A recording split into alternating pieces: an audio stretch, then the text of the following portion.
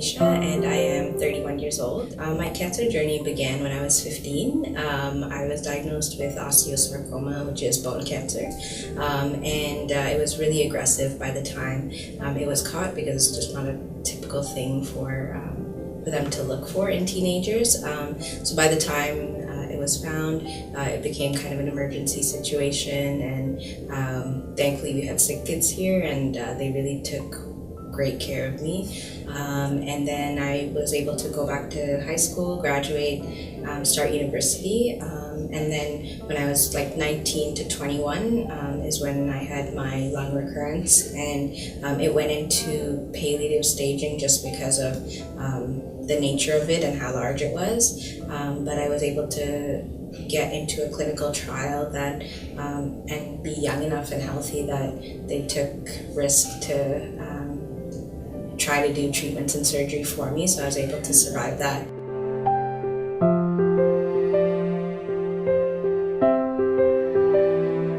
So when I was 27, I ended up having kidney failure, which was related to a small tumor they found, plus past chemotherapy effects. And so I think for someone who hadn't had cancer, that journey would have been much shorter, but it just ended up being much longer.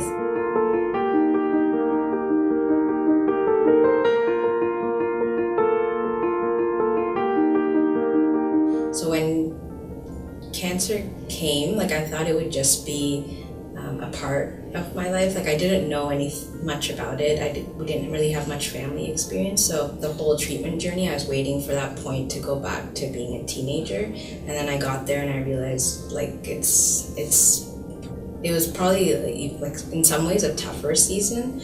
I think survivorship is sometimes tougher than the treatment aspect, just because there's no more definitions of what you're doing and no more schedule of you're going to treatments these days and this is what it's going to look like. It's just you have to understand how the world around you works and how you fit in.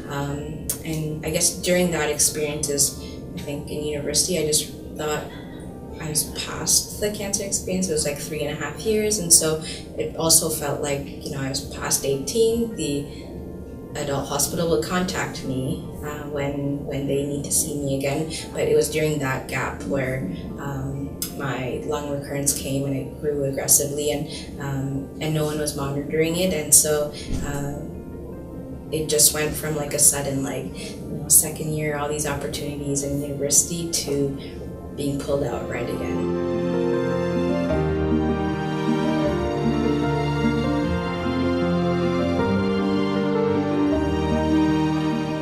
An overall change so that so many more people would just be better integrated into the system was one of my kind of goals. I just wanted to be in a space where I could share, in a place that change can happen. Support is great, but change would be something better. And I actually knew someone else on an advisory committee at the partnership, and she had told me that she had kind of had the same journey, and she said it's such a great space where your voice is actually and experiences actually are taken into account. And so I wanted to be a part of the advisory committee and just share experiences and be around people that can actually create change to make the oncology world a lot better.